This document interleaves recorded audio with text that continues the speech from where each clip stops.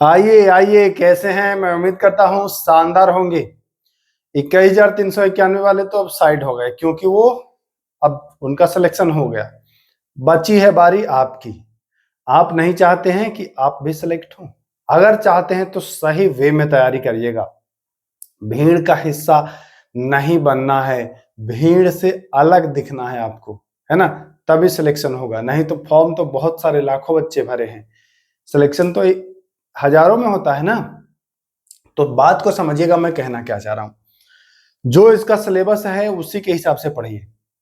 ठीक, मैं आप लोग को टॉपिक वाइज, सब्जेक्ट वाइज सब कुछ उपलब्ध करा रहा हूं। सारी चीजें मैं उपलब्ध आपको करा रहा हूं, टॉपिक वाइज हो या सब्जेक्ट वाइज हो। तो आप हमारे जब चैनल पर जाएंगे तो आप देखेंगे कि बिहार पुलिस के लिए मैंने आपको बहुत सारा टॉपिक कराया है। प्राचीन भारत का इतिहास देखिए, विश्व इतिहास में ऑलरेडी कंप्लीट करा चुका हूं। विश्व इतिहास के सभी प्रश्न आपको मैं करा चुका हूं। विश्व इतिहास कंप्लीट है, SCERT NCERT से कंप्लीट है। प्लेलिस्ट बना हुआ है, चैनल पर जाएंगे आप प्लेलिस्ट में देख सकते हैं कहां कहां क्या चीजें हैं, है ना? देख लीजिएगा, आपको बहुत फायदा होगा। आज का जो टॉपिक है यह है भारत का इतिहास में। इसमें आपको हम बताएंगे मुस्लिम धर्म, सिख धर्म, सॉरी सिख धर्म नहीं, ईसाई धर्म, है ना? सिकंदर आक्रमण किया है उसके बारे में भी जानकारी देंगे। तो एक नंबर इस वीडियो से तो आपका निश्चित होने वाला है। शुरू से अंत तक देखिएगा, क्वेश्चन जो है वो आपको दिखा रहे हैं। चलिए आइए देखिए क्या कह रहा है। इस्लाम धर्म, पहला ही प्रश्न कह रहा है इस्लाम धर्म के संस्थापक। बहुत ही इजी है, एक वीडियो ये समझिए कि आपको एक रिवीजन भी कराएगा। तो इस्लाम धर्म के जो संस्थापक हैं वह कौन है भैया? तो वह है हजरत मोहम्मद साहब। जी हाँ, हजरत मोहम्मद साहब इसके संस्थापक हैं। इनका अगर पूछता है कि इनका जन्म कहाँ में हुआ था और कब हुआ था, तो ध्यान दीजिए 570 ईस्वी में, ईस्वी पूर्व नहीं, ईस्वी में, और कुरैशी कबीले में हुआ था। कुरैशी कबीले में हुआ था। कहाँ में हुआ था? तो बताएंगे मक्का में हुआ था। कहाँ में हुआ था इनका जन्म? तो बताएंगे कि सर मक्का में हुआ था। ठीक, मक्का में 570 ईस्वी में, कुरैशी कबीले में। तीनों बातें आपको ध्यान में रखनी है। चलिए आइए तीसरा सवाल देखिए क्या कह रहा है। तीसरा सवाल कह रहा है हजरत मोहम्मद साहब के पिता का नाम क्या था? इनके पिता का नाम क्या था? तो इनके पिता का नाम था अब्दुल्ला, माता का नाम अमीना था, बेटी का नाम फातिमा, दामाद का नाम अली।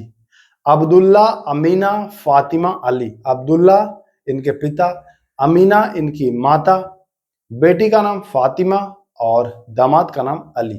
चारों नाम आपको याद रखना है। आइए, हजरत मोहम्मद साहब को कहाँ में? तो हीरा नामक स्थान पर गुफा है, हीरा नामक गुफा में इनको ज्ञान की प्राप्ति हुई थी। कहाँ में हुई थी? तो हीरा नामक गुफा में इनको ज्ञान की प्राप्ति हुई थी। और कब हुई थी भैया? तो समझिए कि 570 में तो इनका जन्म ही हुआ था। कब हुआ था जन्म? 570 में तो इनका जन्म ही हुआ था। 610 ईस्वी में इनको ज्ञान की प्राप्ति हो गई थी। कब हुई थी? 610 ईस्वी में इनको ज्ञान की प्राप्ति हो गई थी। तो ये भी आपको ध्यान में रखना है। चलिए चले आगे, चलिए आगे, चलिए। हिजरी संवत क्या है? पैगंबर के मक्का से मदीना की यात्रा। यह यात्रा हुई थी 24 सितंबर 622 ईस्वी को। जी हाँ, पैगंबर के मक्का से मदीना, मक्का में इनका जन्म हुआ था, वहां से ये मदीना गए, और वही यात्रा जो 24 सितंबर 622 को हुई है, यही कहलाता है क्या? हिजरी संवत। चलिए आगे चलते हैं, अगला प्रश्न। मोहम्मद साहब की शादी। तो मोहम्मद साहब की शादी खदीजा नामक एक विधवा से हुई थी। कितने वर्ष की अवस्था में? तो 25 वर्ष की अवस्था में हुई थी। मोहम्मद साहब की पुत्री का नाम और दामाद का नाम मैं ऑलरेडी आपको बता चुका हूं।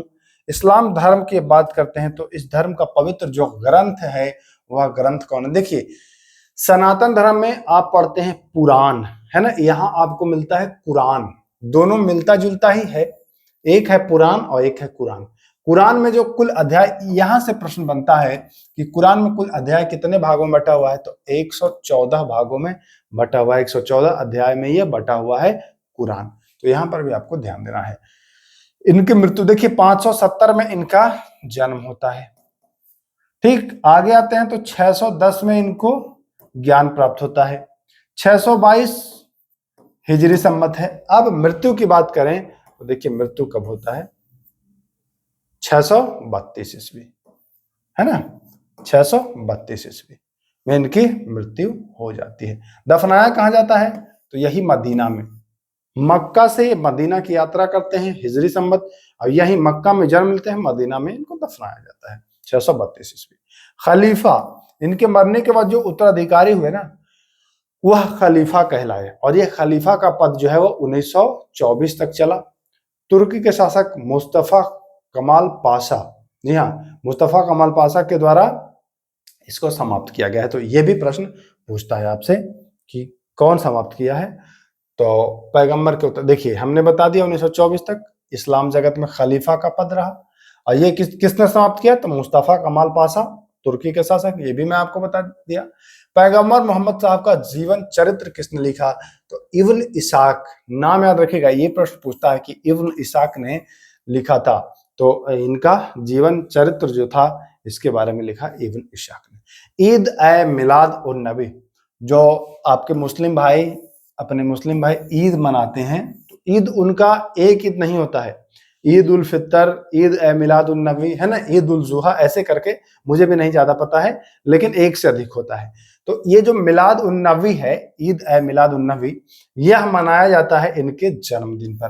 पैगंबर मोहम्मद साहब के जन्म दिवस पर जो है वह ईद ए मिलाद उन नबी मनाया जाता है। तो यहाँ पर भी आपको ध्यान रखना है, समझना है। अब आते हैं देखिए ईसाई धर्म। यहाँ पर मुस्लिम धर्म के बारे में आपने इतनी बातें जानी, ईसाई धर्म के बारे में भी कुछ आप जानिए। ईसाई धर्म के संस्थापक तो बहुत ही सरल है, ईसा मसीह। इनका जो पवित्र ग्रंथ है वह है बाइबिल। पूछता है बाइबिल किसका पवित्र ग्रंथ है, तो ईसाइयों का, है ना। इनका जन्म की बात करते हैं तो इनका जन्म हुआ था भैया जेरूशलेम के निकट बेथलेहम नामक स्थान पर। इजराइल की राजधानी है यरूशलेम, है ना, और यही बेथलेहम नामक स्थान पर इनका जन्म हुआ है। चलिए आगे चलते हैं। अब क्रिसमस मनाया जाता है। देखिए अभी आपने पैगंबर मोहम्मद साहब के जन्म दिवस पर आप क्या मना रहे थे, ईद ए मिलाद उन नबी। जी हाँ, ईद ए मिलाद उन नबी मना रहे थे। अब आप मनाएंगे क्रिसमस डे, 25 दिसंबर को मनाते हैं ना क्रिसमस दिवस। यह ईसा मसीह का उस दिन जन्म दिवस होता है, ध्यान रखिएगा, ईसा मसीह का जन्म दिवस होता है। ईसा मसीह की माता का नाम मेरी और पिता का नाम जोसेफ था। इनके दो चेले थे, एंड्रू और पीटर्स। जी हाँ, एंड्रूज और पीटर, ये दोनों चेले हैं, इनके भी नाम आप याद रखिएगा। ईसा मसीह को आपको पता होगा कि 33 ईस्वी में क्या किया गया, इनको सूली पर चढ़ा दिया गया। इनका जो क्रॉस है ना, तो इनको सूली पर चढ़ाया गया था, कील भोग भोग करके और चढ़ाया गया था। और चढ़ाने वाला गवर्नर पूछता है तो पोंटियस याद रखिएगा। कौन, पोंटियस, यह रोमन गवर्नर था। ईसा मसीह को सूली पर 33 ईस्वी में चढ़ाया गया था, यह भी ध्यान देना है। ईसाई धर्म का पवित्र चिन्ह क्या है, तो इनका जो चिन्ह है वो क्रॉस है। क्रॉस ये वाला देखिए, ऐसे ही सूली बनाया गया था, यहाँ पर इनका सर था, यहाँ पर इनका पैर था, एक हाथ इधर था और एक हाथ इधर था, और हर जगह ऐसे ऐसे कील मार दिया गया था इनको, सूली, है ना, ये दिखाइए, ऐसे दिखाया गया है। तो ये क्रॉस है इनका पवित्र चिन्ह, ये भी आपको ध्यान में रखना है। चलिए, पारसी धर्म के पैगंबर, तो ये जरथुष्ट्र कौन थे, पारसी धर्म के जो पैगंबर थे वह जरथुष्ट्र थे, याद रखिए, एक मिनट। पारसी धर्म के जो पैगंबर थे वह थे जरथुष्ट्र, याद रखना। चलिए चले आगे, चलिए आगे, कोई दिक्कत थोड़ी है। पारसी धर्म के शिक्षाओं का संकलन मिलता है जिंदा अवस्था में। आपसे पूछता है, ये प्रश्न पूछा हुआ है, ये तो दरोगा और रोगा में पूछा है। जिंदा अवस्था यह संबंधित है भैया पारसी धर्म से। किस धर्म के अनुयायियों को अग्नि पूजक भी कहा जाता है, तो ये जो पारसी धर्म जो है, ईरान जानते हैं ना, ईरान पारसी समझ रहे होंगे अब। तो ये पारसी धर्म जो है, इनके पूजक जो होते हैं अग्नि पूजक कहलाते हैं, पारसी धर्म के मानने वाले। अब आते हैं कि मैंने बोला था कि सिकंदर के बारे में कुछ बताएंगे। आइए सिकंदर का जन्म सबसे पहले जान लीजिए। ईस्वी पूर्व की घटना है, इसका जन्म जो है वो 356 ईस्वी पूर्व, मतलब जो 0 से जो ईस्वी स्टार्ट हुआ होगा, जैसे अभी कितना आ गया, 2025 आ गया ना, आ गया, तो इससे पहले 356 साल, 0 से 356 साल पहले इनका जन्म हुआ था। इनके पिता यानी बाबूजी का नाम तो फिलिप था। ये जो इनके बाबूजी थे, इनके पिता थे, वह मकदूनिया के शासक बने थे जन्म लेने से 3 वर्ष पहले, बेटे के जन्म लेने से भी 3 वर्ष पहले, यानी कि इसमें अगर 3 ऐड करेंगे तो 359 ईस्वी पूर्व ये राजा बन गए थे। इनके पिता बने थे, ये नहीं बना था, ये जन्म ही। अब इनकी हत्या होती है 329 ईस्वी पूर्व में, तो इनकी हत्या भी हो जाती है। चलिए अब आते हैं सिकंदर के गुरु जी का नाम। तो इनके गुरु जी का नाम था अरस्तु। सिकंदर के गुरु थे अरस्तु थे। सिकंदर ने भारत विजय अभियान कब प्रारंभ किया? तो 326 ईस्वी पूर्व। देखिए समझिएगा यहाँ पर 2 चीजें। सिकंदर का जन्म 356, ठीक। भारत में ये विजय अभियान शुरू करता है 326। ये सब ईस्वी पूर्व में है, ईस्वी पूर्व में है ना। तो ये मतलब कि जन्म लिया और 30 साल पर ये भारत का वो किया आक्रमण भारत पर। सिकंदर का सेनापति, 2 सेनापति था, एक तो सेल्यूकस निकेटर था इसका सेनापति, और एक था जल सेनापति जिसको निर्याकस भी नाम रखा गया, निर्याकस उसका नाम है ना। एक युद्ध होता है हाइडेस्पिस का युद्ध, पूछता है कि किस नदी के तट पर हुआ था, तो यह झेलम नदी के तट पर हुआ था हाइडेस्पिस का युद्ध, है ना। सिकंदर की सेना ने ब्यास नदी को पार करने से मना कर दिया था, इतना थक गए थे, कहे अब हम नहीं जाएंगे, तुम ही जाओ। सिकंदर पूरा विश्व विजेता बन रहा था, भारत को कहा कि जीत लेंगे, ब्यास नदी को पार करने में, समझ गए ना क्या कहना चाह रहे हैं, इसकी सेना को वो हो गया। तो यहाँ पर यही कहना चाह रहा हूं कि व्यास नदी याद रखिएगा, और युद्ध झेलम नदी, दोनों। सिकंदर भारत से लौट गया, बस ठीक 1 साल बाद लौट गया, और फिर 2 साल बाद मर भी जाता है। अब मृत्यु हो जाएगा उसके 2 साल बाद, यानी 323 में इसकी मृत्यु हो जाती है। कहाँ में होती है मृत्यु? तो बेबीलोन, बेबीलोन में 323 ईस्वी पूर्व में। सिकंदर का जल सेनापति ऑलरेडी बता चुका हूं।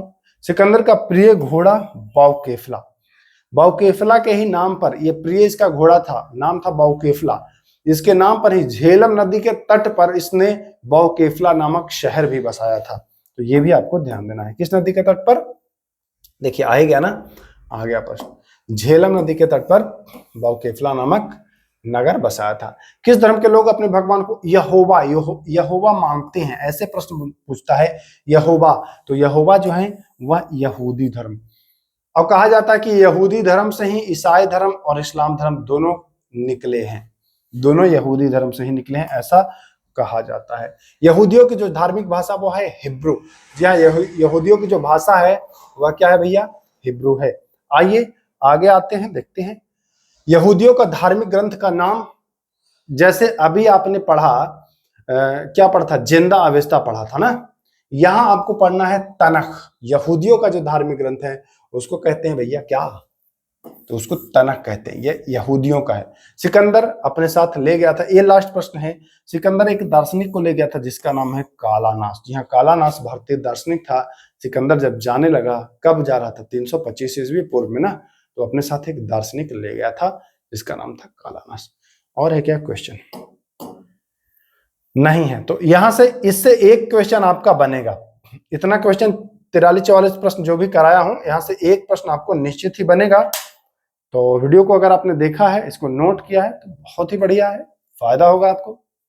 एक बात मैं बताऊं, आप लोग हर वीडियो के नीचे कमेंट करें कि पीडीएफ पीडीएफ पीडीएफ। पीडीएफ मैं इसलिए नहीं दे रहा हूं क्योंकि देखिए जब से डिजिटल बोर्ड लाया हूं तो इसके लिए पीडीएफ जो है वो अलग फॉर्मेट में तैयार करना पड़ रहा है। वो पीडीएफ फिर हमको एडिट करना पड़ेगा, सुधारना पड़ेगा। हूं मैं अकेले, है ना। मैं अगर किसी को रखता हूं तो वो इतना मतलब चार्ज अपना कहता है कि इतने पैसे चाहिए। अब चूंकि आप लोगों से तो मैं पैसे लेता नहीं हूँ, 2 साल से मैं जुड़ा हूँ, बताइए किसी से एक चवन्नी लिया हूँ तो अब उसको घर से भी पैसा देना पड़ता है ना। थोड़े बहुत में अब मान नहीं रहा है, तो थोड़े बहुत में अगर मानता तो काम दे देता उसको। अब मैं कहेंगे आप लोग कि सर खुद करिए ना, तो खुद एक ही पीडीएफ बनाने में हमारी हालत पंचर हो जाती है। फिर उसको पढ़ाना है, फिर खुद भी पढ़ना है, खुद जानेंगे तभी तो आपको बताएंगे, क्या बताएंगे। उसके अलावा फिर अगर इसको एडिट करेंगे तो अब ड्यूटी भी करनी है, नौकरी भी करते हैं तो ड्यूटी भी करनी है, तो समय थोड़ा सा कम है, तो कोऑपरेट करिए। और नहीं तो अगर आप लोग कहिए अगर पेबल पीडीएफ के लिए तो मैं एक स्टाफ रखूंगा, फिर वो तैयार करेगा और वही आप लोगों से जो भी है उसका चार्ज लेगा, क्योंकि पीडीएफ से मुझे कोई वो नहीं चाहिए। अगर आप लोग कहेंगे तो मैं बात करूंगा, है ना। तो चलिए फिलहाल इतना ही, फिर मिलेंगे, नमस्कार।